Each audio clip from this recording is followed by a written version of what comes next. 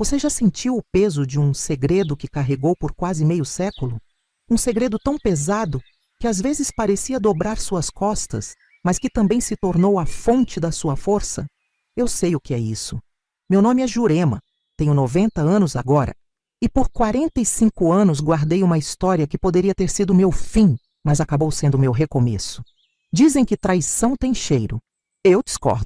A traição verdadeira é silenciosa. Vem com sorrisos, com presentes nas mãos, com beijos na bochecha e olhares de falsa preocupação. A traição verdadeira vem de quem divide o pão da sua mesa e conhece o nome dos seus filhos, de quem sabe onde você esconde a chave de casa e quais são seus medos mais profundos. O ano era 1980, eu tinha 45 anos e 4 filhos para criar no Morro do Alemão. Naquela época, o morro ainda não era o que vocês conhecem hoje. Tinha mais verde, menos casas, e os traficantes estavam apenas começando a ganhar terreno. Eu era só uma mulher simples, lavadeira, que acreditava no marido e confiava na comadre. Que engano, meu Deus, que engano! Tem gente que diz que Deus não dá um fardo maior do que a gente pode carregar. Mas na madrugada em que descobri que meu próprio marido e minha melhor amiga tinham armado para me ver presa, carregando drogas sem saber, só para ficarem com minha casa e minha vida, naquela madrugada eu duvidei. Duvidei muito. Cresci no Morro do Alemão quando isso aqui era quase roça. Meu pai trabalhava na construção civil. Ajudou a erguer muito prédio bonito na Zona Sul, que ele mesmo nunca poderia morar. Minha mãe lavava roupa, como eu acabaria fazendo depois. Era uma época diferente. A gente não tinha luz elétrica regular. A água vinha de poço, e subir o morro era uma aventura no barro quando chovia. Conheci o Agenor quando tinha 22 anos, numa festa de São João da igreja. Ele tinha um sorriso largo, dentes brancos e um jeito de falar que me conquistou. Moça bonita como você merece um homem trabalhador, ele dizia. E parecia trabalhador mesmo. Dirigia uma Kombi velha que fazia o transporte da comunidade para o asfalto. Acordava cedo, voltava tarde. Nos casamos em 1960, numa cerimônia simples, com direito a bolo de fubá e vinho barato. Logo vieram os filhos, primeiro o Jorge, depois o Antônio, a Rosana e, por último, o meu caçula, o Joaquim. A vida era dura, mas honesta. Ou pelo menos era o que eu pensava. Lavava roupa para famílias ricas de Copacabana e do Leblon. Minhas mãos rachavam no inverno por causa da água fria. No verão, o sabão em pó e a soda cáustica queimavam minha pele. Mas eu tinha orgulho do que fazia, de ver as peças brancas estendidas no varal depois de um dia de trabalho. Nossa casa foi conquistada com muito suor. Um cômodo, depois outro, depois mais um. Cimento batido no chão, que depois virou piso. Telha de amianto, que depois virou laje. Cada tijolo daquela casa tinha história, tinha sacrifício. Foi a primeira coisa que comprei com meu próprio dinheiro, um terreno pequeno na parte baixa do morro, perto do ponto final da van. A Carminha entrou na minha vida em 1975. Trabalhava como empregada doméstica numa casa grande no Leblon e morava 2 ruas abaixo da minha. Logo ficamos amigas. Ela era diferente das outras mulheres do morro. Usava roupas melhores, falava de um jeito mais polido, parecia saber das coisas do mundo lá fora. Quando o Joaquim nasceu, não tive dúvidas em convidá-la para ser madrinha. Comadre, ela me chamava, com aquele sorriso que só mais tarde eu entenderia o que escondia. Os anos 70 foram passando e o morro começou a mudar. As primeiras bocas de fumo apareceram, jovens armados, dinheiro fácil circulando. E o Agenor também começou a mudar. Chegava mais tarde, às vezes com cheiro de bebida e perfume barato. Trazia presentes que eu sabia que não podíamos bancar, um rádio novo, roupas de marca para os meninos. Quando eu perguntava, ele desconversava. É bico extra, mulher. Não se preocupa com isso, não. Tem coisas que a gente sabe, mas finge não saber. Como quando seu filho mente sobre ter feito a lição. Ou quando seu marido diz que vai trabalhar no domingo e você sente o cheiro de cerveja quando ele volta. A gente finge não saber porque a verdade dói demais. Porque encarar a realidade significa ter que tomar decisões que temos medo de encarar. Em 1979, O movimento estava tomando conta do morro. Já não era mais seguro andar em certas áreas depois do escurecer. Mães choravam por filhos que entravam para o tráfico. Outras choravam por filhos mortos pela polícia. Eu tentava manter minha família afastada de tudo isso, mas cada vez ficava mais difícil. O Jorge, meu mais velho, já estava com 18 anos e eu vivia com medo de perder ele para o movimento, como chamavam o tráfico. Nessa época, comecei a notar coisas estranhas. O Agenor e a Carminha conversando muito de cabeça baixa. Ela aparecia lá em casa quando ele estava. Trazia presentes caros para o Joaquim, seu afilhado, e sempre tinha uma desculpa pronta. Foi a patroa que me deu, comadre. Ia jogar fora mesmo, essas madames são assim. Lembro de um dia específico. Era aniversário do Joaquim. Ele completava 5 anos. A Carminha apareceu com um carrinho de controle remoto, coisa que nem os meninos ricos do asfalto tinham naquela época. O Agenor nem disfarçou o desconforto quando perguntei sobre aquilo. Foi a primeira vez que vi algo nos olhos deles. Um segredo compartilhado. Um plano ao qual eu não tinha acesso. A vida seguia. Eu continuava lavando roupa, estendendo no varal, entregando nas casas das madames. O dinheiro era curto, mas dava para o básico. O Agenor cada vez mais distante, chegando mais tarde, falando menos.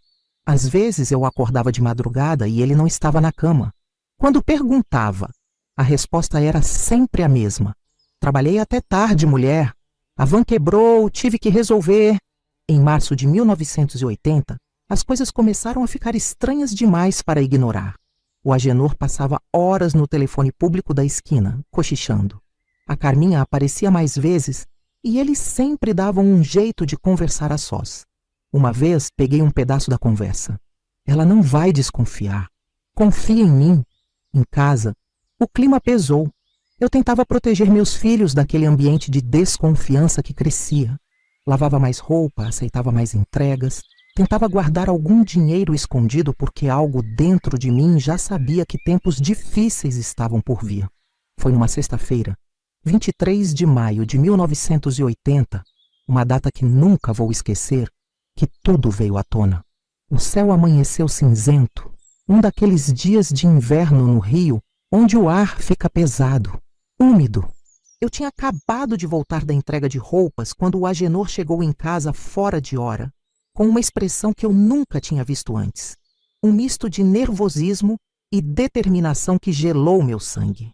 Jurema, ele disse, colocando uma sacola de feira comum e pesada sobre a mesa da cozinha, preciso que você faça uma coisa importante amanhã cedo. Aquele pedido mudaria minha vida para sempre. E foi ali, naquela cozinha simples, com o cheiro de feijão no ar e o barulho dos meus filhos brincando no quintal, que o plano para me destruir começou a se desenrolar. O Agenor colocou aquela sacola de feira na mesa da nossa cozinha, como quem coloca uma bomba relógio. Era uma sacola comum, dessas de plástico trançado, colorida, que todas as donas de casa usavam para fazer compras. Mas tinha um peso estranho, e quando ele falou, sua voz estava diferente, tensa. Jurema, preciso que você leve uma encomenda para o contato na Central do Brasil amanhã cedo. É urgente. O patrão da van pediu esse favor especial. Você só precisa entregar para um homem de camisa vermelha que vai estar esperando perto da plataforma 5, às 9 da manhã em ponto. Eu olhei para a sacola e depois para ele. Em 20 anos de casamento, Agenor nunca tinha me pedido para fazer nenhuma entrega relacionada ao trabalho dele. Por que agora? Por que eu? E por que ele não me olhava nos olhos enquanto falava? Que tem aí dentro, Agenor? Perguntei, tentando manter a voz calma. Peças da van, mulher. Coisa importante. Não abre não, que tá tudo contadinho. Antes que eu pudesse fazer mais perguntas, a porta da cozinha abriu e Carminha entrou sem bater, como se já esperasse encontrar Agenor ali. Ela estava mais arrumada que o normal para uma sexta-feira à tarde. Cabelo feito, batom vermelho, um vestido justo que nunca tinha visto antes. Tudo certo, compadre? Ela perguntou a ele, me lançando apenas um olhar rápido. Ah, oi, comadre. Vim ver como tá meu afilhado. Havia algo estranho na maneira como eles se olhavam. Uma intimidade que ia além da amizade. Um frio percorreu minha espinha, mas tentei afastar aquele pensamento. Carminha se aproximou. Olhou para a sacola. e depois para mim, com um sorriso que não chegava aos olhos. Vai dar tudo certo, comadre. É só entregar e voltar. Coisa simples. Como ela sabia da entrega, por que estava tão interessada? O Joaquim entrou correndo na cozinha, abraçando a madrinha, e ela o pegou no colo com um entusiasmo exagerado, como se quisesse mudar de assunto. Agenor aproveitou para sair, dizendo que precisava resolver umas coisas e voltaria mais tarde. Aquela noite foi estranha. Agenor voltou tarde, cheirando a bebida. Carminha ficou para o jantar, mais falante que o normal, me ajudando com as crianças, contando histórias sobre a patroa dela. Tudo parecia normal na superfície, mas eu sentia algo no ar, uma tensão, como o silêncio antes da tempestade. Coloquei as crianças para dormir mais cedo. O Jorge, meu mais velho, percebeu que algo estava errado e me perguntou se eu estava bem. Menti que sim, só um pouco cansada. Ele me deu um beijo na testa e foi dormir, sem saber que aquela seria nossa última noite juntos por muito tempo. Quando todos dormiam, fiquei na cozinha escura, olhando para aquela sacola misteriosa. Algo me dizia para não confiar, para verificar o que havia dentro. Mas, ao mesmo tempo, tinha medo do que poderia encontrar. Foi então que ouvi as vozes vindas da sala. Agenor e Carminha achavam que eu já tinha ido dormir.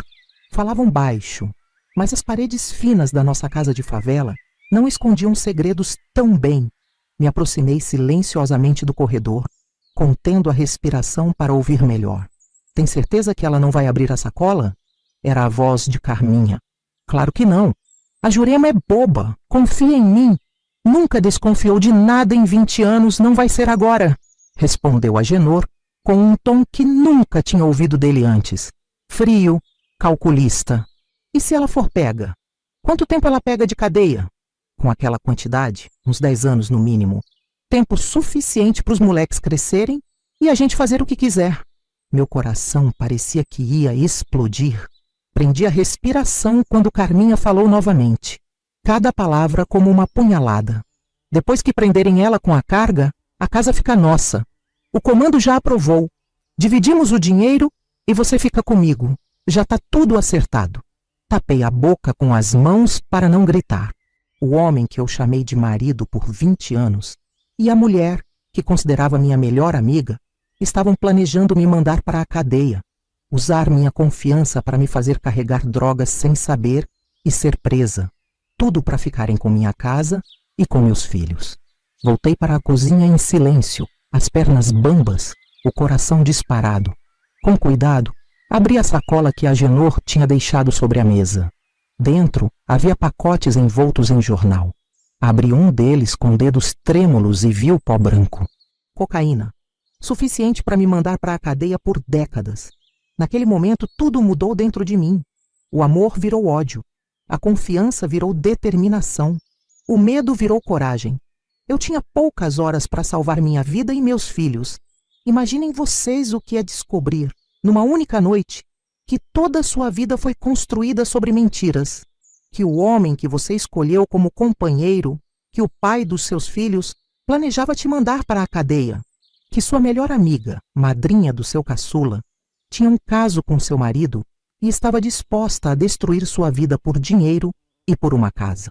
Fiquei parada na cozinha escura, sentindo como se o chão tivesse desaparecido sob meus pés. As lágrimas desciam silenciosas, mas não eram lágrimas de tristeza. Eram de raiva, de indignação. Um turbilhão de emoções me consumia. Traição, medo, ódio, desespero e, acima de tudo, uma pergunta que martelava na minha cabeça. Como eu não percebi antes? Olhei para aqueles pacotes na mesa e pensei em meus 4 filhos dormindo nos quartos. O Jorge, com 18 anos, quase um homem, mas ainda precisando de mãe. O Antônio, com 15, rebelde, mas de coração bom. A Rosana, com 12, começando a virar moça. E o pequeno Joaquim, com apenas 5 anos, que ainda pedia colo e histórias para dormir. O que seria dele se eu fosse presa? Nas mãos de Agenor e Carminha? Nas mãos do movimento? Minha mente trabalhava rápido agora, como nunca antes. As lágrimas secaram. A dor deu lugar à determinação. Eu tinha que agir, e rápido. Não podia confrontá-los. Seria perigoso demais. Se Agenor estava envolvido com o tráfico, como suspeitava há meses, qualquer confronto poderia ser fatal. Não só para mim, mas para meus filhos também. Precisava de um plano. Primeiro, desfazer-me daqueles pacotes. Depois fugir com as crianças antes que eles percebessem. Mas para onde? Com que dinheiro? Como escapar sem deixar rastros? Fui ao quarto onde guardava minhas economias. Um pequeno pote escondido no fundo do guarda-roupa, onde colocava as moedas e notas que conseguia economizar da lavagem de roupas. Era pouco, mas teria que servir. Peguei também os documentos importantes. Certidões de nascimento dos meninos, meus papéis, a escritura da casa. A escritura, aquele pedaço de papel pelo qual eles estavam dispostos a destruir minha vida. Lembrei de cada sacrifício para comprar aquele terreno, de cada tijolo que carreguei, de cada noite que passei acordada com as mãos doloridas de tanto lavar roupa para poder pagar mais um pouco. E agora, eles queriam tomar tudo isso de mim, como se meu suor não valesse nada. Voltei à cozinha e guardei tudo numa trouxa pequena. Olhei para os pacotes de cocaína e pensei em jogá-los no lixo, mas não seria seguro. Se encontrassem, poderiam rastrear até mim. Precisava de um plano melhor. Enquanto pensava, ouvi um som vindo da sala. Eles tinham terminado a conversa. Rapidamente, recoloquei os pacotes na sacola e a escondi embaixo da pia. Fingi estar lavando um copo quando Carminha entrou na cozinha. Ainda acordada, comadre? Ela perguntou com aquele sorriso falso que agora me enojava. Só tomando um pouco d'água. Vou dormir já. Ela me olhou de um jeito estranho, como se tentasse ler meus pensamentos. Por um momento, temi que ela percebesse que eu sabia de tudo. Meu coração batia tão forte que achei que ela pudesse ouvir. Está tudo bem, Jurema? Você parece estranha. Só cansada, respondi, forçando um sorriso. Lavei muita roupa hoje? Então descansa bem, comadre. Amanhã é um grande dia. Quando ela disse aquilo, com aquele tom de falsa preocupação, senti um arrepio. Um grande dia. Sim, seria. Mas não da maneira que eles planejavam. Ela se despediu e saiu. Agenor já tinha ido para o quarto.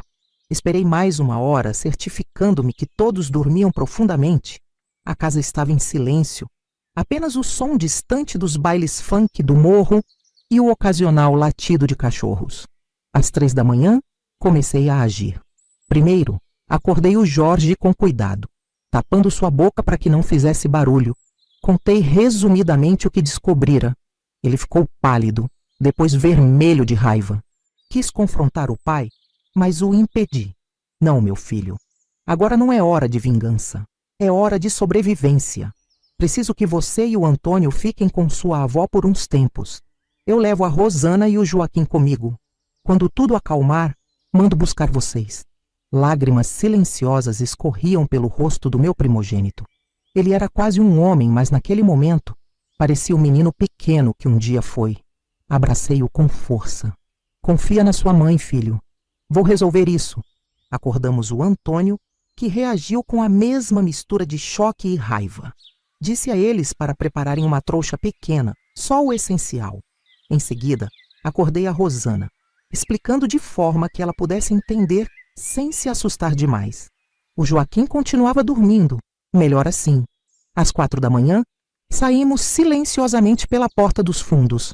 O Jorge e o Antônio iriam para a casa da minha mãe, que ficava na parte alta do morro. Entreguei a eles parte do dinheiro e os abracei como se fosse a última vez. E poderia realmente ser. Cuidem da vovó e um do outro. Logo mando notícias. Fiquei vendo eles subirem o morro até desaparecerem na escuridão. Depois, com Rosana segurando minha mão e o Joaquim dormindo nos meus braços, desci na direção contrária, rumo à estação de trem. Mas antes, tinha uma última coisa para fazer. O amanhecer me encontrou exausta, mas determinada. Com Joaquim nos braços e Rosana ao meu lado, caminhei até um terreno baldio perto da capela de São Jorge, no pé do morro. Era um lugar cheio de mato alto e entulho, que ninguém dava atenção. Ali, usando um pedaço de madeira que encontrei, cavei um buraco fundo sob a luz fraca do dia nascente. Enterrei a sacola com os pacotes de droga, memorizando o local exato, 3 passos da árvore de jaqueira, ao lado de um pedaço de concreto quebrado. Rosana me olhava confusa, sem entender completamente o que estávamos fazendo ali tão cedo. Joaquim ainda estava sonolento, reclamando de fome. Meu coração estava partido por tirar meus filhos de casa daquele jeito, mas sabia que não tinha escolha. Mãe, para onde a gente vai agora? Perguntou Rosana com voz trêmula. Vamos visitar a tia Zulmira em Nova Iguaçu, filha. Vai ser como umas férias, respondi, tentando soar animada enquanto limpava a terra das minhas mãos. A verdade é que minha tia Zulmira era a minha única esperança naquele momento. Ela morava longe, num bairro distante, onde Agenor nunca tinha ido.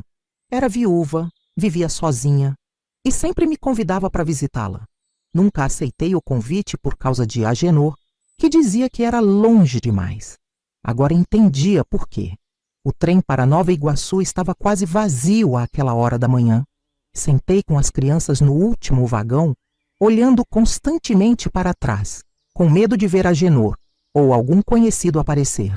Joaquim dormiu novamente no meu colo, enquanto Rosana olhava pela janela, em silêncio, como se entendesse a gravidade da situação, mesmo sem saber todos os detalhes.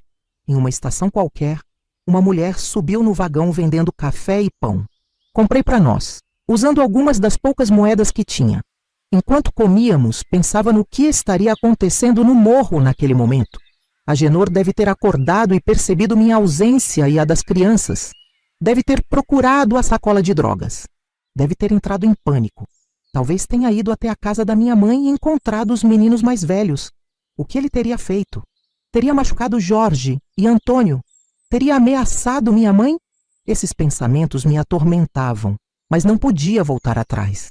O que ele não sabia é que eu não tinha seguido o plano que eles esperavam. Naquele momento, segundo o plano deles, eu deveria estar a caminho da Central do Brasil com uma sacola cheia de drogas, caminhando direto para uma armadilha. Por volta das 10 da manhã, chegamos à estação de Nova Iguaçu. O bairro onde minha tia morava ficava a uns 20 minutos de caminhada. Rosana já estava cansada e Joaquim estava ficando impaciente. Peguei os dois pelas mãos e caminhei o mais rápido que pude, sempre olhando por cima do ombro. A casa da tia Zulmira era pequena, mas bem cuidada. Um sobradinho simples com flores na varanda. Quando ela abriu a porta e me viu ali, com duas crianças, trouxas nas mãos e olhos vermelhos de chorar, e da noite sem dormir, seu sorriso de boas-vindas desapareceu. Pelo amor de Deus, Jurema, o que aconteceu? Só então, vendo o rosto preocupado da minha tia, percebi que estava segura, ao menos por enquanto. As lágrimas que tinha segurado durante toda a madrugada e manhã vieram de uma vez. Caí nos braços dela soluçando, enquanto as crianças olhavam assustadas. Me ajuda, tia. Por favor, me ajuda. Zulmira não fez mais perguntas naquele momento. Levou-nos para dentro, deu comida às crianças, preparou um café forte para mim e arrumou um quarto nos fundos onde poderíamos ficar. Só quando Rosana e Joaquim estavam distraídos com a TV, um luxo que não tínhamos em casa, é que contei tudo para ela. A expressão no rosto dela mudava enquanto eu narrava os acontecimentos. Choque, raiva, indignação. Quando terminei, ela pegou minhas mãos entre as suas. Você fez certo em vir para cá, minha filha. Podem ficar o tempo que precisarem. Foi só então que percebi o tamanho do que tinha feito. Tinha deixado para trás minha casa, construída com tanto sacrifício. Tinha separado minha família. Tinha abandonado meu trabalho, minhas clientes, minha vida. Estava pela primeira vez em 45 anos completamente sozinha e responsável por recomeçar do zero. Naquela mesma tarde, enquanto as crianças dormiam, exaustas da viagem, ouvi no rádio que a polícia tinha feito uma operação no Morro do Alemão. Segundo a notícia, haviam recebido uma denúncia anônima sobre um ponto de drogas. Prenderam várias pessoas, incluindo um motorista de van envolvido com o tráfico. Agenor tinha sido preso. De alguma forma, o plano deles tinha se voltado contra eles mesmos. Não sei se foi o Jorge que denunciou, se foi a própria Carminha tentando se safar, ou se foi alguma outra pessoa do morro. Só sei que, naquele momento, senti uma mistura estranha de alívio e tristeza. Alívio porque sabia que Agenor não viria atrás de mim tão cedo. Tristeza porque, apesar de tudo, ele ainda era o pai dos meus filhos, o homem com quem compartilhei 20 anos da minha vida. Como ele tinha sido capaz de me trair daquela forma? Como tinha conseguido olhar nos olhos dos próprios filhos, sabendo o que planejava fazer com a mãe deles? Naquela noite, deitada numa cama estranha, com Rosana e Joaquim dormindo ao meu lado, chorei silenciosamente. Chorei pela vida que tinha perdido, pela confiança que tinha sido quebrada, pelos meus filhos mais velhos que tive que deixar para trás. Mas enquanto as lágrimas secavam, uma certeza crescia dentro de mim. Isso não seria o fim. Seria apenas o começo de uma nova Jurema, mais forte, mais sábia, mais desconfiada talvez, mas ainda capaz de amar e de lutar. O que eu não sabia é que aquela noite seria apenas o início de uma jornada de 2 anos vivendo nas sombras, lutando pela sobrevivência e por um futuro melhor para meus filhos. Uma jornada que me ensinaria o verdadeiro significado de força, resiliência e recomeço. Os primeiros dias na casa da tia Zulmira foram de adaptação. As crianças perguntavam constantemente sobre quando voltaríamos para casa, sobre o pai, sobre os irmãos. Principalmente o Joaquim, tão pequeno, não entendia por que estávamos ali, por que não podia ver o padrinho, por que a mãe chorava escondido à noite. Eu tentava explicar de um jeito que não os assustasse. O papai fez uma coisa errada e precisou ir embora por um tempo. Nós também precisamos ficar longe de casa até as coisas melhorarem. A Rosana, mais velha e mais perceptiva, me perguntou uma noite. Foi a madrinha Carminha, não foi? Ela fez algo ruim com a gente. Crianças sentem coisas que nem imaginamos. Ela tinha percebido a falsidade de Carminha muito antes de mim. A tia Zulmira foi um anjo. Nos acolheu sem fazer muitas perguntas, dividiu o pouco que tinha e, o mais importante, guardou nosso segredo. Mas eu sabia que não podíamos ficar ali para sempre. Minha tia já era idosa, vivia de uma pensão pequena e agora tinha 3 bocas a mais para alimentar. Na primeira semana não saí de casa. Tinha medo de ser vista, de que alguém do morro descobrisse onde estávamos. Acompanhava pelo rádio as notícias sobre a operação policial no Alemão. Agenor tinha sido preso em flagrante com drogas em casa. Ironicamente, o mesmo destino que ele planejava para mim. De Carminha, não havia notícias. O que me preocupava ainda mais. Onde estaria ela? Procurando por mim? No domingo, tomei coragem e usei o telefone público da esquina para ligar para minha mãe. Meu coração disparava enquanto discava os números, temendo o que poderia ouvir. Foi o Jorge quem atendeu. Sua voz soou aliviada ao me reconhecer. Mãe, graças a Deus, onde você está? Está tudo bem com a Rosana e o Joaquim? Não disse onde estávamos por precaução, mas garanti que estávamos bem. Jorge me contou que Agenor tinha sido preso e que alguns homens do movimento tinham ido até a casa da minha mãe procurando por mim. Jorge disse a eles que eu tinha fugido e que não sabia para onde. Eles pareceram acreditar, mas deixaram um recado. Se me encontrassem, eu pagaria pelo que o Agenor fez. Aquilo me gelou. Não bastava fugir do meu ex-marido e da Carminha. Agora o movimento também me considerava uma inimiga. Percebi que não poderia voltar ao Alemão tão cedo, talvez nunca mais. Na segunda semana comecei a procurar trabalho. Nova Iguaçu era uma cidade grande, eu não conhecia ninguém além da minha tia. Não tinha referências, não tinha comprovante de residência e temia usar meus documentos verdadeiros e ser rastreada. Mas tinha minhas mãos em minha disposição. Comecei como tinha começado no morro, lavando roupa. Tia Zulmira me apresentou a algumas vizinhas que precisavam de lavadeira. O trabalho era pesado, o pagamento pequeno, mas era um começo. Lavava durante o dia e à noite ajudava minha tia com as costuras que ela fazia para complementar a renda. Rosana começou a frequentar a escola local, mas Joaquim ficava em casa. Não queria registrá-lo em creche nenhuma com medo de deixar rastros. Foi nessa época que comecei a usar o nome de Maria, meu segundo nome que nunca usava. Maria da Silva me apresentava quando alguém perguntava. Um nome comum, fácil de esquecer, fácil de se perder na multidão. A mulher chamada Jurema, lavadeira do Morro do Alemão, esposa de Agenor, tinha ficado para trás. Agora eu era Maria, viúva, mãe de 2, tentando recomeçar a vida. As noites eram o pior momento. Depois que as crianças dormiam, ficava acordada pensando nos meus meninos mais velhos. O Jorge já era quase um homem e sabia se cuidar, mas o Antônio, com 15 anos, estava na idade mais perigosa. E se o movimento o recrutasse? E se, para se vingar de mim ou do pai, fizessem mal a eles? Um mês depois da nossa chegada, recebi notícias terríveis. Consegui falar com minha mãe pelo telefone público e ela, entre soluços, me contou que o Antônio tinha sumido. Tinha saído para a escola 3 dias antes e não tinha voltado. Jorge e minha mãe já tinham procurado em todo lugar. Hospitais, delegacias, casas de amigos, nada. Naquele momento, quase voltei para o morro. A preocupação com meu filho superava o medo de ser encontrada. Mas Jorge me implorou para não voltar. Mãe, tenho certeza que foi o pessoal do movimento. Se você aparecer aqui, vão pegar você também. Eu vou encontrar o Antônio, prometo. A impotência me consumia. Meu filho estava desaparecido, possivelmente em perigo, e eu não podia fazer nada. Não podia nem mesmo abraçar minha mãe e o Jorge, que também sofriam. Era como se meu coração tivesse sido arrancado do peito. Nas semanas seguintes, Jorge me ligava todo dia com atualizações da busca. Finalmente, após 23 dias de agonia, Antônio voltou. Segundo Jorge, ele estava abatido, mas magro, com um olhar diferente. Disse que tinha sido testado pelo movimento, forçado a ficar em um cativeiro como prova de lealdade. Não tinha sido fisicamente machucado, mas voltou com cicatrizes invisíveis. Foi então que tomei uma decisão. Precisava trazer Jorge e Antônio para Nova Iguaçu também.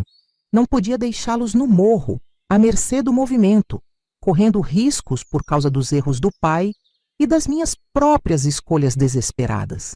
Trazer meus 2 filhos mais velhos para Nova Iguaçu não seria fácil. O apartamento da tia Zulmira já estava apertado com a gente, e eu mal conseguia sustentar Rosana e Joaquim com o que ganhava lavando roupa. Além disso, havia o risco de Jorge e Antônio serem seguidos pelo pessoal do movimento. Mas eu não podia deixá-los lá, não depois do que aconteceu com Antônio. Comecei a trabalhar dobrado. Além de lavar roupa durante o dia, consegui um emprego noturno limpando uma padaria depois do fechamento.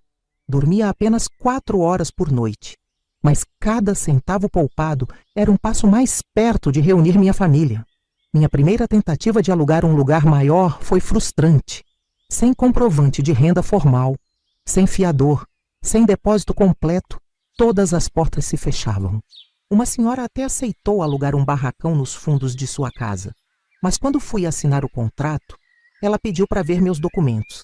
Hesitei, temendo usar meus papéis verdadeiros, e acabei perdendo a oportunidade. Foi minha primeira grande lição. Não poderia viver para sempre como Maria.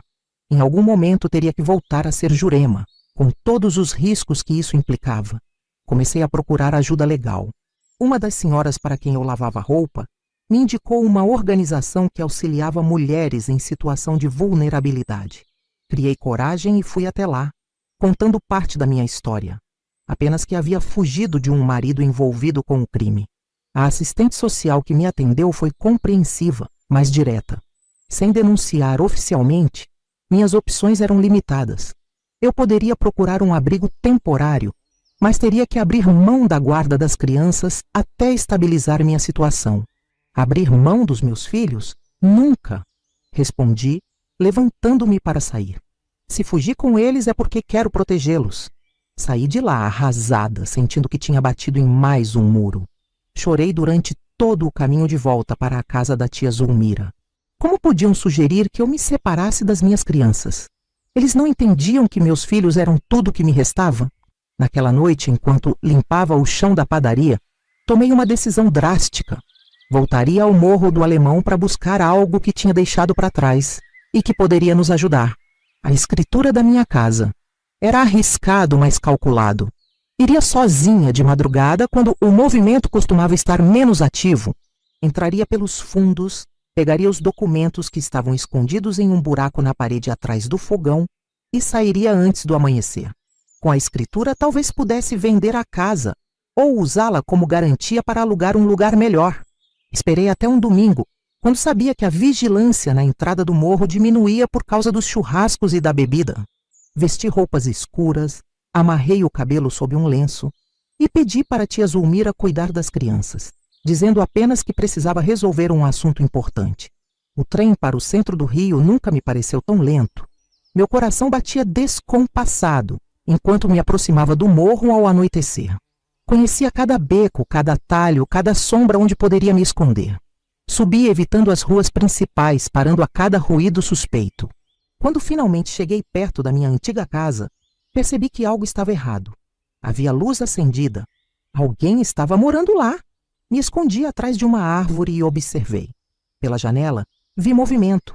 Uma mulher que não conhecia, 2 crianças correndo, novos moradores. Claro, o movimento nunca deixaria uma casa vazia. Provavelmente tinha sido doada para alguma família como pagamento de dívida ou favor. Minha casa, meu sacrifício de anos, agora nas mãos de estranhos. Senti um misto de raiva e desespero. Todo o risco que corri tinha sido em vão. Não havia mais escritura para recuperar, não havia mais nada. Estava prestes a voltar pelo mesmo caminho quando ouvi uma voz familiar. Sabia que você ia voltar, comadre. Gelei. Era Carminha, surgindo da escuridão como um fantasma. Não estava sozinha. 2 rapazes do movimento a acompanhavam, ambos armados. Minha mente gritava para correr, mas meus pés pareciam grudados no chão. Cadê a sacola que o Agenor te deu, Jurema? O movimento quer de volta. Então era isso. Não era sobre mim, nem sobre a casa. Era sobre a droga que enterrei. Recuperei a voz, tentando ganhar tempo. Que sacola, Carminha? Eu nunca recebi nada. Não se faz de boba. O movimento perdeu meio quilo de pó por sua causa. Alguém vai ter que pagar por isso. Um dos rapazes deu um passo à frente, apontando a arma para mim. Foi nesse momento que ouvi outra voz, vinda do beco à minha direita. Mãe, por aqui, rápido! Era Jorge. Meu filho tinha me seguido, ou tinha adivinhado que eu viria. Sem pensar 2 vezes, corri na direção da voz, enquanto Carminha gritava para os rapazes me pegarem. Ouvi um tiro, senti algo quente roçar meu braço, mas não parei.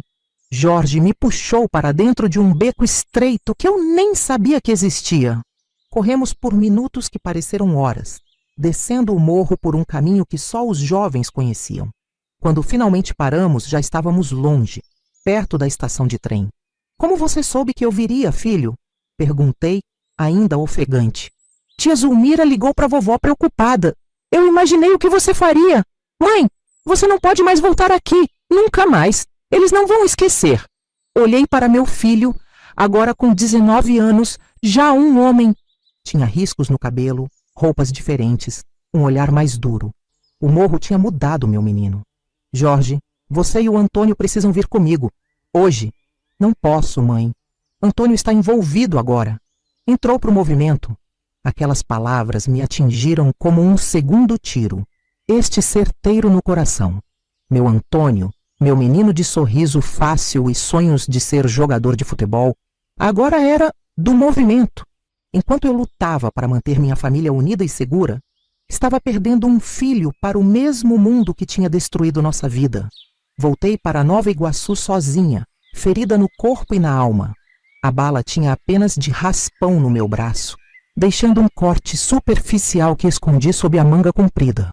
Mas a ferida de saber que Antônio estava no tráfico sangrava muito mais. O fracasso da minha ida ao morro me deixou abatida por semanas. Não conseguia dormir direito pensando em Antônio. Meu braço ferido infeccionou porque não procurei médico. Como explicaria um ferimento de bala sem levantar suspeitas? Tia Zulmira acabou cuidando do corte com ervas e remédios caseiros, mas a febre me deixou acamada por dias.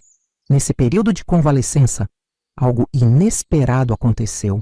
Uma das minhas clientes de lavagem de roupa, Dona Zuleika, uma advogada aposentada, veio pessoalmente entregar roupas sujas e me encontrou naquele estado.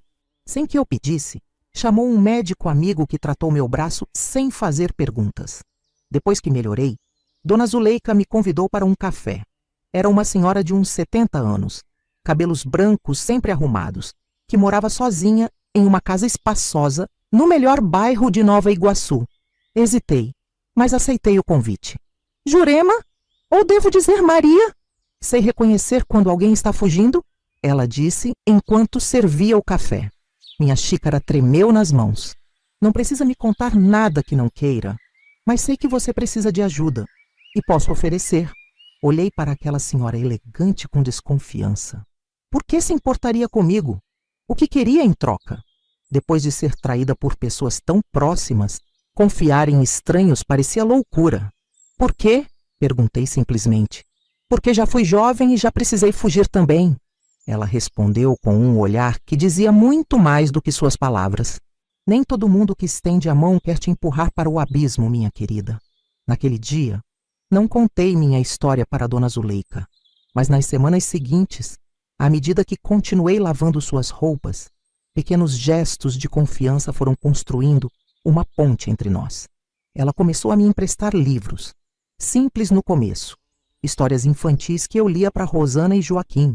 Depois, livros mais complexos. Você lê bem, Jurema? Ela comentou um dia. Estudou até que série? Quarta. Respondi com certa vergonha, mas sempre gostei de ler, quando tinha tempo. E gostaria de voltar a estudar? A pergunta me pegou de surpresa. Voltar a estudar? Aos 47 anos? Com 2 filhos para criar e 2 outros perdidos para o morro? Parecia um luxo que eu não podia me permitir. Mas a semente estava plantada. Um mês depois, Dona Zuleika me fez uma proposta que mudaria minha vida. Trabalhar como empregada doméstica em sua casa, morando na casa dos fundos com meus filhos. O salário seria melhor que o de lavadeira.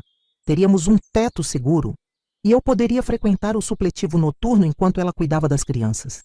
Pense nisso não como caridade, Jurema, mas como uma troca justa. Estou velha, preciso de companhia e ajuda. Você precisa de estabilidade e segurança. Aceitei, claro. Mudamos para a casa dos fundos no dia seguinte. Um espaço pequeno, mas limpo, com 2 quartos, cozinha e banheiro. Um luxo comparado ao canto apertado que ocupávamos na casa da tia Zulmira. Trabalhar para a Dona Zuleika era diferente de qualquer experiência que eu já tinha tido. Ela não me tratava como empregada, mas como alguém que merecia respeito. Almoçávamos juntas, conversávamos sobre livros e notícias. Ela brincava com Rosana e Joaquim, como se fossem seus netos. O maior presente que ela me deu, porém, foi me encorajar a estudar. Com 47 anos, voltei a sentar em uma sala de aula. No começo, morria de vergonha. Era a mais velha da turma por décadas, mas logo percebi que não estava sozinha. Havia outras mulheres, outros trabalhadores, outras pessoas buscando uma segunda chance. Estudar era difícil. Depois de um dia inteiro de trabalho, meu corpo pedia descanso. Meus olhos ardiam sobre os livros.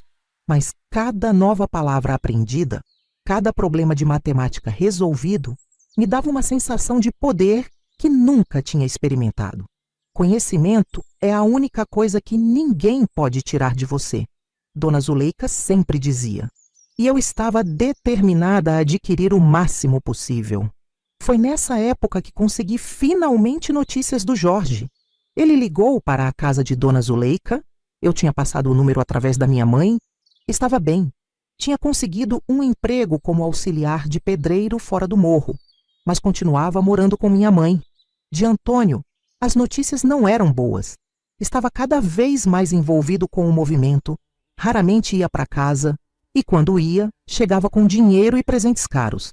Mãe, eu tento falar com ele, mas ele não me escuta. Jorge disse, a voz carregada de preocupação. Ele diz que está ganhando em um mês o que eu ganho em um ano. A dor de saber meu filho no caminho do crime era um peso constante no meu coração. Às vezes acordava no meio da noite pensando nele, imaginando se ainda estava vivo, se estava preso, se um dia o veria novamente. Nesses momentos, abraçava Rosana e Joaquim com mais força, agradecendo por pelo menos tê-los comigo, seguros. 1 ano se passou nessa nova vida. Eu estava na metade do supletivo, aprendendo coisas que nunca imaginei que entenderia. Rosana estava indo bem na escola, fazendo amigos. Joaquim, agora com 6 anos, tinha começado a estudar também e se revelava inteligente e curioso. Dona Zuleika se tornara uma mistura de patroa, mentora e amiga. Foi quando recebi a notícia que tanto temia. Antônio tinha sido preso em uma operação policial no morro. Tinha acabado de completar 17 anos, ainda era menor de idade, mas estava com uma arma e drogas. Jorge me contou por telefone, a voz embargada. Mãe, ele vai para a FEBEM. Precisa de advogado, mas não temos dinheiro. Mais uma vez, me vi diante de um dilema impossível. Para ajudar Antônio, teria que revelar minha identidade, talvez até voltar ao Rio. Correria o risco de ser encontrada pelo movimento, que ainda me culpava pelo sumiço da droga. Além disso, usaria o dinheiro que estava guardando para o futuro de Rosana e Joaquim. Mas era meu filho, meu menino. Como poderia abandoná-lo?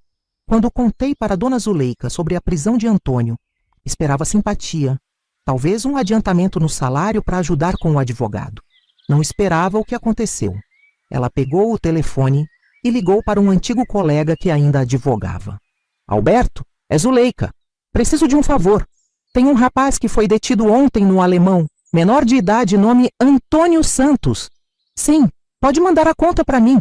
Olhei para ela espantada, lágrimas brotando nos meus olhos. Ela segurou minha mão com firmeza. Não se preocupe com o dinheiro agora. Vamos resolver uma coisa de cada vez. Naquela mesma tarde, o doutor Alberto ligou de volta. Tinha conseguido ver Antônio e a situação era complicada, mas não impossível. Por ser réu primário e menor de idade, havia chance de conseguir uma medida socioeducativa em liberdade assistida em vez de internação. Mas havia um problema. Alguém precisaria se responsabilizar por ele, e esse alguém teria que ser eu, sua mãe. Preciso voltar, disse a Dona Zuleika naquela noite, enquanto lavávamos a louça do jantar. Preciso ir à audiência do meu filho. Tem certeza? Você mesma disse que há pessoas te procurando lá. É meu filho, respondi simplesmente. Não posso abandoná-lo. Não de novo. Dona Zuleika respeitou minha decisão. Mais que isso, ofereceu-se para cuidar de Rosana e Joaquim durante minha ausência e me emprestou dinheiro para a viagem. Você já não é mais aquela mulher assustada que fugiu há 2 anos, Jurema, ela disse. Você é mais forte agora, mais sábia. Era verdade. A mulher que tinha fugido do Alemão naquela madrugada de 1980 não existe mais. A Jurema de agora sabia ler contratos, fazer contas, discutir política. Tinha opinião, tinha voz. Não era mais uma lavadeira analfabeta que podia ser enganada facilmente. A viagem para o Rio foi tensa. Cada vez que alguém olhava em minha direção no trem, eu imaginava ser alguém do movimento me reconhecendo. Cheguei ao Rio e fui direto para a Defensoria Pública, onde o doutor Alberto me esperava. Era um homem de meia idade com olheiras profundas e um olhar gentil. Dona Jurema, precisamos ser muito cuidadosos. Seu filho está envolvido com uma facção perigosa.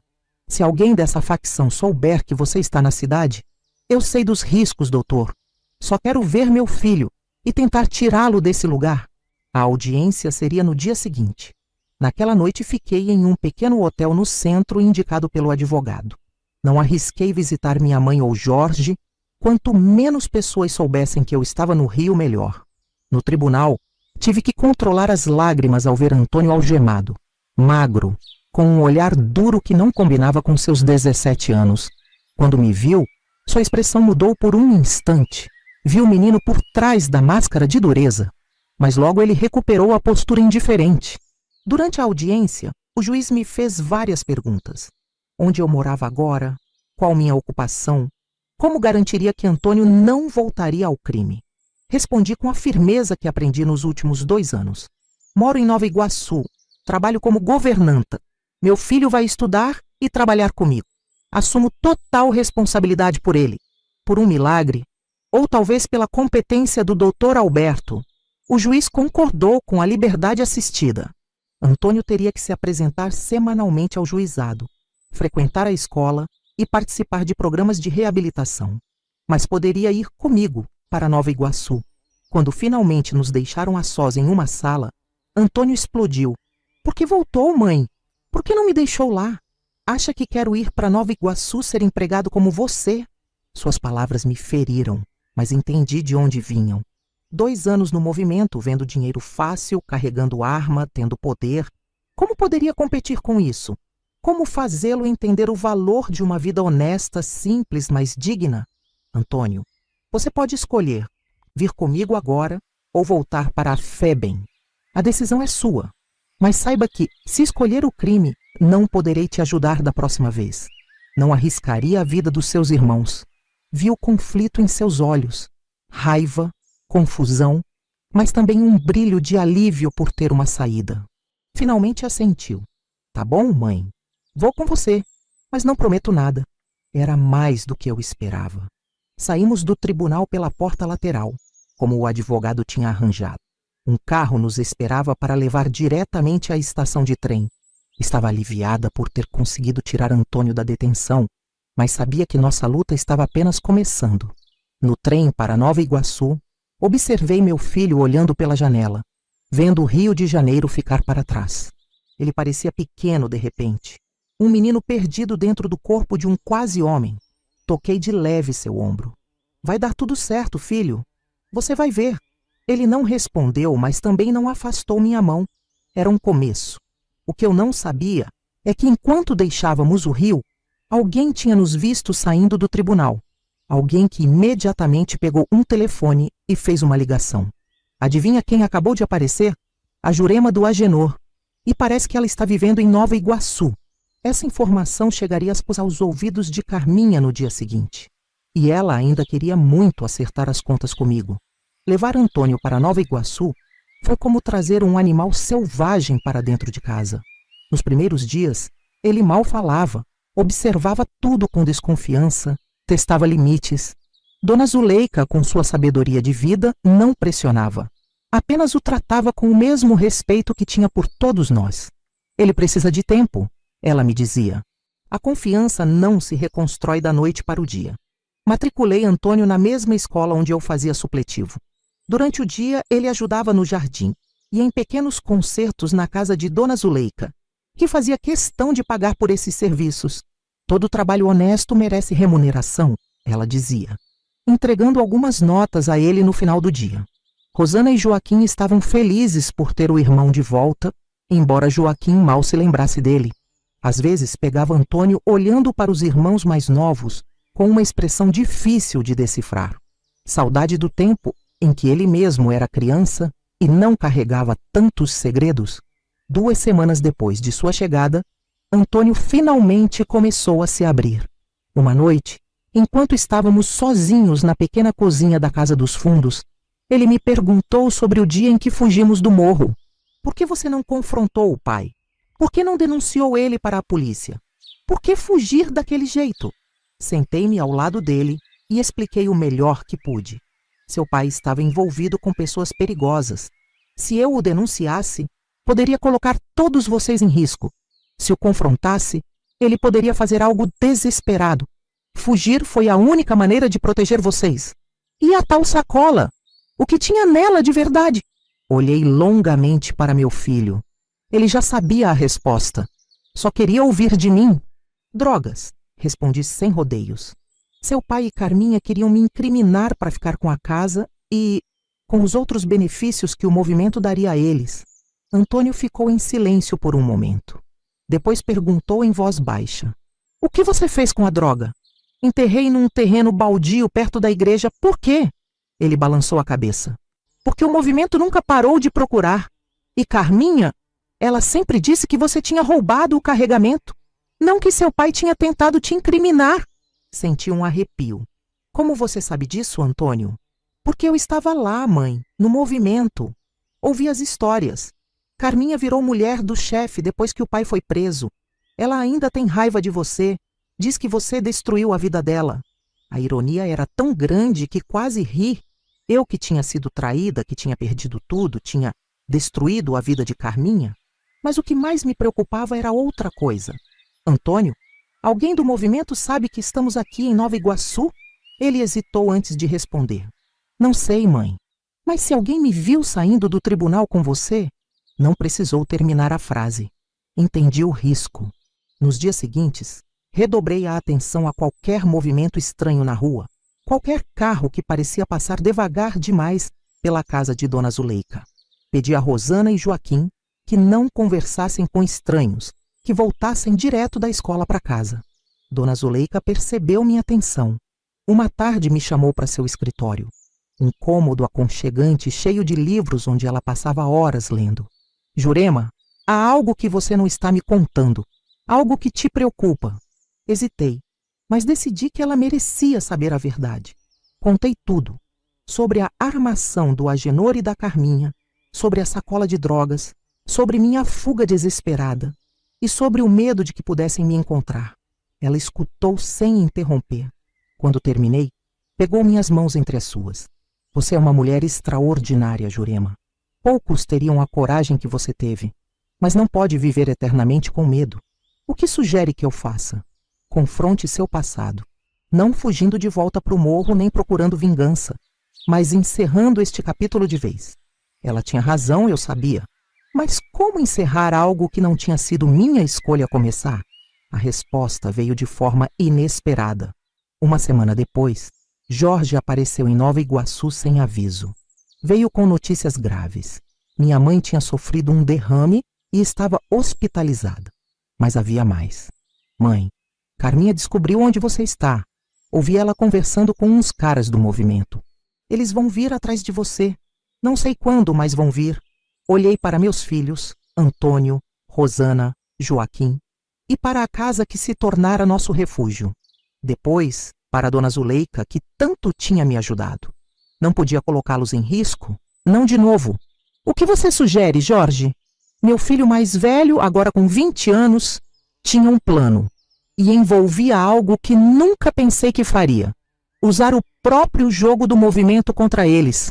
O plano de Jorge era ousado, perigoso e podia dar terrivelmente errado.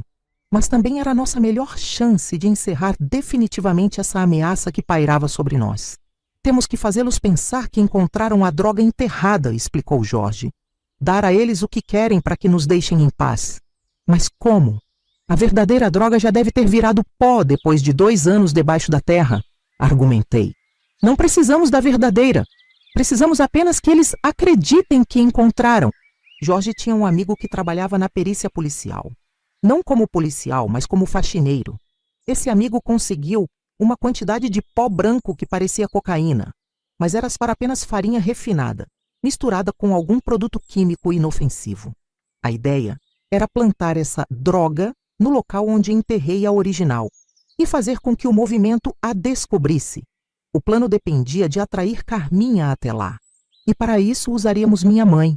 Não realmente, pois ela ainda estava no hospital, mas seu nome e sua casa. Vamos deixar vazar a informação de que você voltou para visitar vovó doente e vai ficar na casa dela, explicou Jorge.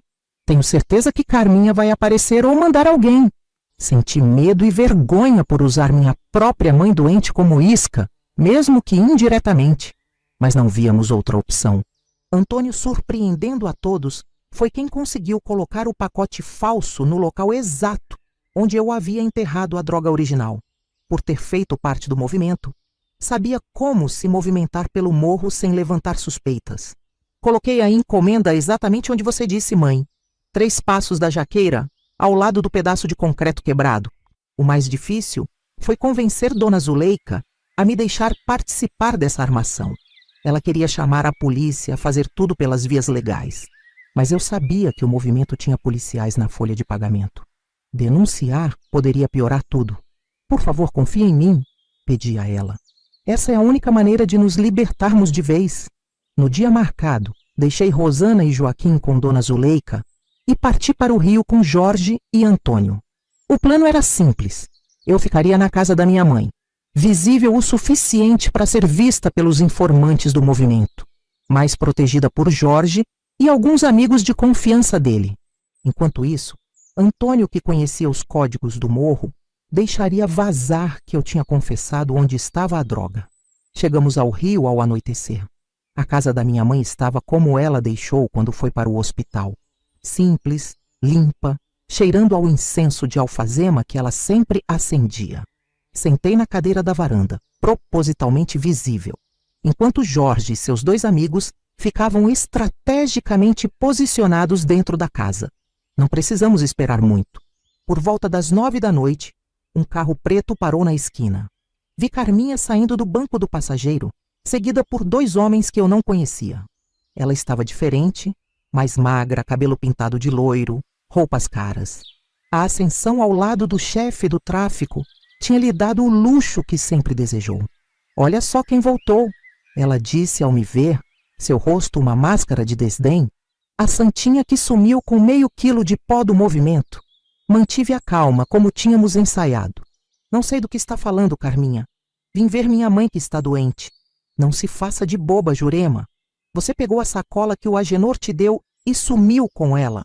O movimento quer de volta. Agora. Um dos homens deu um passo à frente, ostensivamente mostrando a arma na cintura. Engoli seco, mas continuei firme. Meu filho Antônio me contou que vocês ainda procuram essa sacola. Eu não roubei nada, Carminha.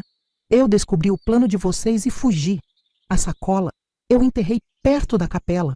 Carminha estreitou os olhos desconfiada. Se está mentindo, por que mentiria agora depois de tanto tempo? Só quero paz. Quero poder visitar minha mãe sem medo. Quero que meus filhos possam andar sem olhar por cima do ombro. Vi a ganância brilhar nos olhos dela. A droga, mesmo depois de tanto tempo, ainda valia muito dinheiro. Onde exatamente você enterrou? Descrevi o local, o mesmo onde Antônio tinha plantado o pacote falso horas antes. Carminha fez um gesto para um dos homens, que saiu imediatamente na direção indicada. 15 minutos de tensão se seguiram. Carminha ficou ali, me encarando, enquanto o outro homem mantinha a mão próxima à arma. Finalmente, ouvimos passos. O primeiro homem voltava, segurando um pacote envolto em plástico sujo de terra. Achei no lugar que ela disse. Ele anunciou, entregando o pacote a Carminha. Ela o examinou cuidadosamente, até abriu um pequeno rasgo e provou o conteúdo com a ponta do dedo. Pareceu satisfeita. Olhou para mim com um sorriso torto. Veja só, a honesta Jurema, a boa esposa, a santa mãe de família, enterrando drogas como uma traficante qualquer. Você conseguiu o que queria, Carminha. Agora me deixe em paz. Ela riu. Não é tão simples assim. Você sumiu com isso por 2 anos. O movimento perdeu dinheiro. O Agenor foi preso. O Agenor planejou me incriminar. Você planejou. Vocês queriam que eu fosse presa. E daí? Negócios são negócios, querida. Você atrapalhou os planos. Agora vai ter que pagar. Foi nesse momento que vi o segundo homem tirar a arma da cintura. Meu sangue gelou. Não estava nos planos chegar a esse ponto. Jorge e seus amigos estavam dentro da casa. Não conseguiriam intervir a tempo. De repente, luzes fortes iluminaram a cena. Sirenes soaram. Viaturas policiais cercaram a rua, bloqueando todas as saídas. Polícia, todo mundo parado! Gritou uma voz amplificada por um megafone. Carminha olhou ao redor, em pânico. Largar o pacote seria admitir culpa. Mantê-lo seria ser pega em flagrante. O homem armado tentou correr, mas foi rapidamente derrubado por policiais que surgiram de todos os lados. Em meio ao caos, vi Dona Zuleika saindo de uma das viaturas, acompanhada por um homem de terno que depois descobri ser o delegado Ribeiro, seu amigo de longa data. Ela tinha ignorado meu plano e acionado a polícia mesmo assim. Policiais de confiança, de uma delegacia especializada, não os corruptos que o movimento costumava comprar. Carminha dos Santos, disse o delegado, aproximando-se dela enquanto 2 policiais a seguravam. Você está presa por tráfico de drogas, associação ao tráfico e tentativa de homicídio. Carminha gritava, debatia-se, me xingava de todos os nomes possíveis. Enquanto era levada para a viatura, gritou. Isso não acaba aqui, Jurema! O movimento não esquece! Quando a poeira baixou, Dona Zuleika veio até mim e me abraçou. Desculpe por não seguir seu plano, mas não podia arriscar sua vida dessa forma. Olhei para ela, para Jorge e Antônio, que agora saíam da casa, para os policiais que recolhiam evidências. 2 anos de medo, de fuga, de reconstrução, chegavam a um final que eu nunca poderia ter imaginado. Acabou mesmo? Perguntei ao delegado. A senhora tem minha palavra, respondeu ele. Com o que gravamos aqui hoje, mais o depoimento do seu filho sobre o envolvimento dela no tráfico, Carminha vai passar muitos anos na prisão. Quanto aos outros membros do movimento, eles têm problemas maiores para se preocupar do que uma vingança pessoal. Sentei-me novamente na cadeira da varanda, tremendo de alívio e exaustão. Jorge colocou a mão no meu ombro. Acabou, mãe. Podemos recomeçar agora. Todos nós, completou Antônio, em um raro momento de abertura. Olhei para aquele morro que um dia tinha sido meu lar. Pensei em Agenor, ainda na prisão, e na vida que sonhamos ter juntos. Pensei nos anos de trabalho duro, nas roupas lavadas, nos sacrifícios para construir uma casa que agora pertencia a estranhos. E pensei no que havia conquistado desde então: educação, respeito, uma nova chance. Vamos para casa, disse levantando-me. Nossa casa agora é em Nova Iguaçu. Naquela noite, quando o delegado nos deixou na casa de Dona Zuleika, abracei meus 4 filhos juntos pela primeira vez em 2 anos. Jorge tinha decidido vir morar conosco também, para ficar perto dos irmãos e terminar os estudos. Nossa família, fragmentada pela traição e pelo crime, finalmente se reunia. E eu, Jurema, aos 47 anos, olhei para o céu estrelado daquela noite de 1982 com uma sensação que não sentia há muito tempo: paz. O medo tinha acabado. A fuga tinha acabado. Agora, finalmente, poderia realmente viver, não apenas sobreviver. Os dias que se seguiram à prisão de Carminha foram uma mistura de alívio, tristeza e ajustes. Passei 3 dias no hospital com minha mãe, segurando sua mão, contando baixinho tudo o que tinha acontecido nos últimos 2 anos. Ela não podia responder. O derrame tinha afetado sua fala, mas seus olhos me diziam que entendia, que me perdoava por ter partido, que estava orgulhosa de mim por ter sobrevivido. Na volta a Nova Iguaçu, nossa casa de fundos ficou apertada com Jorge se juntando a nós. Mas era um aperto bom, cheio de vozes, de risadas, de vida. Antônio, que antes era fechado e distante, começou lentamente a se abrir. Uma noite, ele me procurou sozinho na cozinha. Mãe, quero te pedir perdão por ter entrado no movimento, por ter duvidado de você, por todas as coisas ruins que pensei e falei. Abracei meu filho com força, sentindo o adolescente rebelde dar lugar ao homem que estava começando a se tornar. Não tem nada para perdoar, meu filho. O mundo é cruel com meninos como você, que crescem sem pai, no meio da violência. Você sobreviveu do jeito que pôde. Mas agora vai ser diferente, ele disse, com uma determinação que nunca tinha visto antes. Vou estudar, trabalhar direito. Quero ser como o Jorge. Sorri, orgulhosa. Meus filhos estavam encontrando o seu caminho. Nas semanas seguintes, o delegado Ribeiro nos manteve informados sobre o caso de Carminha. Ela tinha sido formalmente indiciada por vários crimes, incluindo associação ao tráfico e tentativa de homicídio. Com as evidências coletadas e os depoimentos de Antônio sobre as atividades do movimento, a situação dela era grave. Ela vai pegar no mínimo 10 anos, o delegado nos garantiu em uma visita. E mesmo quando sair, estará marcada no mundo do crime. A operação comprometeu toda a estrutura da facção no Alemão. Eles têm problemas maiores do que se preocupar com vingança contra vocês. Foi um alívio ouvir isso, mas a verdadeira paz veio quando, finalmente, contei toda a história para Rosana e Joaquim, de um jeito que pudessem entender. Eles tinham sido arrancados de suas vidas sem explicação completa, vivido escondidos por 2 anos. Mereciam saber a verdade. O pai de vocês cometeu erros graves, mas isso não significa que vocês precisam carregar essa culpa. Expliquei. O que importa é o que escolhemos fazer com nossa vida daqui para frente.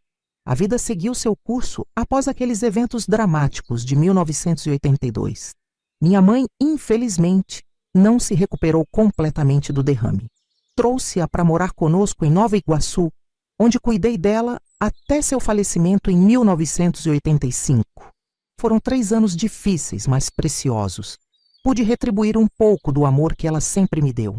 Continuei trabalhando para a Dona Zuleika e estudando no supletivo. Em 1985, aos 50 anos, recebi meu diploma do ensino fundamental com lágrimas nos olhos. Dona Zuleika estava na primeira fila, aplaudindo como se eu tivesse conquistado o mundo. De certa forma, tinha mesmo. Jorge conseguiu um emprego melhor, como auxiliar administrativo numa empresa de construção. Antônio, cumprindo sua promessa, terminou os estudos e começou a trabalhar como aprendiz de mecânico. Rosana e Joaquim cresciam bem, longe dos perigos do morro, com acesso à educação que eu nunca tive na idade deles. Em 1987, recebi a notícia de que Agenor tinha morrido na prisão durante uma rebelião. Senti uma tristeza profunda, não pelo homem que me traiu, mas pelo pai dos meus filhos, pelo rapaz de sorriso largo que conheci naquela festa de São João tantos anos antes. Como uma vida podia se desviar tanto? Rezei pela sua alma e segui em frente. Dona Zuleika, sempre à frente de seu tempo, tinha envolvimento com vários projetos sociais. Foi através dela que conheci o trabalho nas creches comunitárias, espaços onde mães trabalhadoras podiam deixar seus filhos em segurança. Comecei como voluntária nos fins de semana, ajudando na cozinha. Logo estava dando aulas de reforço para crianças que tinham dificuldades na escola. "Você tem jeito com as crianças, Jurema?" Dona Zuleika comentava sempre. "Elas confiam em você." Em 1990, aos 55 anos, completei o ensino médio e fiz um curso técnico em educação infantil. Não era fácil estudar e trabalhar, cuidar da casa e dos filhos já adolescentes e jovens adultos. Mas cada nova conquista me dava força para continuar. O projeto mais ambicioso de Dona Zuleika começou em 1992, uma creche comunitária no Morro do Alemão. Quando ela me contou, senti um frio na barriga. "Voltar para o morro? Depois de tudo? Não precisa ir se não quiser." Ela respondeu. "Mas já se passaram 12 anos, Jurema. Carminha ainda está na prisão. O movimento de hoje nem se lembra mais dessa história. E há tantas crianças lá que precisam de ajuda como seus filhos precisaram um dia." Pensei muito sobre isso. Meus filhos já estavam encaminhados na vida. Jorge casado com um filho pequeno, Antônio trabalhando como mecânico, Rosana terminando o ensino médio e sonhando com a faculdade. Joaquim, meu caçula, um adolescente estudioso e tranquilo. Decidi acompanhar Dona Zuleika em uma visita ao morro. Foi estranho voltar depois de tanto tempo. Tudo tinha mudado.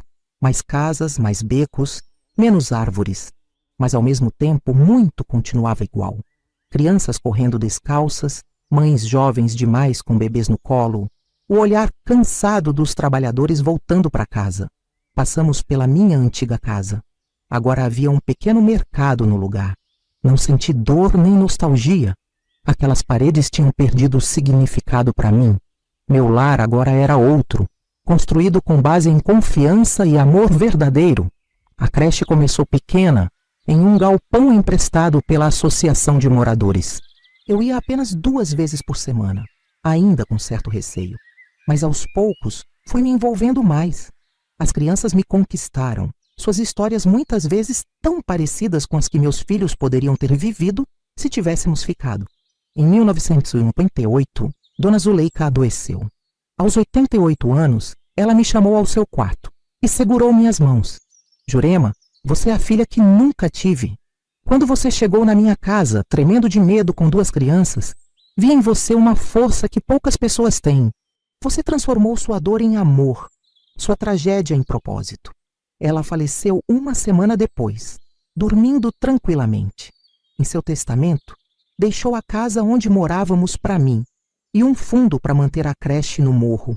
Foi uma perda enorme, mas também um novo começo. Aos 63 anos, me vi dona de uma casa e coordenadora de uma creche comunitária. Aquela lavadeira semi-analfabeta do alemão tinha ficado para trás há muito tempo. Em 2005, aos 70 anos, tomei uma decisão que surpreendeu meus filhos. Vendi a casa em Nova Iguaçu e comprei um apartamento pequeno, mais próximo do morro. O restante do dinheiro investi na ampliação da creche. "Mãe, tem certeza disso?" Jorge perguntou preocupado. "A senhora não precisa mais morar perto do trabalho. Pode se aposentar." "Me aposentar para fazer o quê, meu filho? Ver novela e esperar a morte chegar?" "Não, ainda tenho muito para dar." A verdade é que aquela creche tinha se tornado meu propósito de vida. Cada criança que aprendia a ler, cada mãe que conseguia trabalhar sabendo que seu filho estava seguro, era uma pequena vitória contra o sistema que quase me destruiu. E havia algo mais. Por coincidência ou destino, a Associação de Moradores nos ofereceu um terreno para expandir a creche. Era exatamente onde ficava a minha antiga casa. O lugar que quase me custou a liberdade, agora serviria para libertar outras mulheres e crianças do ciclo de pobreza e violência. Em 2010, inauguramos o Centro Comunitário Dona Zuleika, com creche para 50 crianças, reforço escolar, curso de alfabetização para adultos e oficinas profissionalizantes para jovens e mães. No dia da inauguração, olhei ao redor e vi 3 gerações da minha família presente: meus filhos, netos e até um bisneto recém-nascido. Jorge, agora um gerente de projetos respeitado, ajudava na administração financeira da creche. Antônio dava aulas de mecânica para jovens. Rosana, que se formou em pedagogia, coordenava o programa educacional. E Joaquim, meu caçula que virou advogado, cuidava de toda a parte legal. Olhei para eles com o coração transbordando de orgulho. Apesar de tudo que passamos, conseguimos não apenas sobreviver, mas florescer. A traição que deveria me destruir acabou sendo o início de uma jornada que beneficiou centenas de famílias ao longo dos anos. E assim chegamos a hoje, 2025. Tenho 90 anos, os ossos doem, os olhos não enxergam tão bem, mas a memória continua clara. O centro comunitário continua forte, agora administrado principalmente por meus filhos e netos, embora eu ainda apareça quase todos os dias para contar histórias às crianças. Às vezes olho para minhas mãos, enrugadas, marcadas pelo tempo, mas já não mais castigadas pelo sabão e pela água fria. Estas mãos que lavaram tantas roupas, que seguraram meus filhos enquanto fugíamos na madrugada, que enterraram drogas num terreno baldio, que viraram páginas de livros quando aprendi a ler melhor, que seguraram outras crianças quando precisavam de conforto. Nunca mais vi Carminha. Soube que cumpriu quase toda a sua pena e foi solta há alguns anos. Uma senhora tão idosa quanto eu agora. Dizem que voltou para sua cidade natal no interior de Minas. Não guardo raiva dela.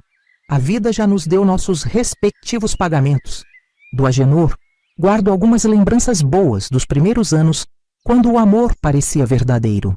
Rezo por ele às vezes, esperando que tenha encontrado paz onde quer que esteja. O que aprendi em todos esses anos? Que a traição dói, mas não mata. Que recomeçar é possível, não importa a idade. Que educação é a maior arma contra a pobreza e o crime. E, principalmente, que transformar dor em propósito é o maior ato de resistência que podemos praticar. Quando olho para esta favela hoje, tão diferente de quando cresci aqui, vejo problemas, sim. Vejo injustiças, abandono, violência. Mas também vejo esperança. Vejo crianças que frequentam nossa creche e depois entram na universidade. Vejo mães que aprenderam uma profissão conosco e hoje sustentam suas famílias com dignidade. Se a jovem Jurema de 1980, tremendo de medo com uma trouxa de roupas e crianças nos braços, pudesse ver onde estaríamos hoje, não acreditaria.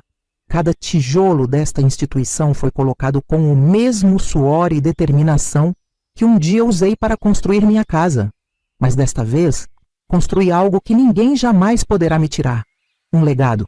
Eles plantaram cocaína, eu plantei futuro. E este futuro continua crescendo muito além do que jamais sonhei. Além da minha vida, além da minha história. Esta é minha vingança final.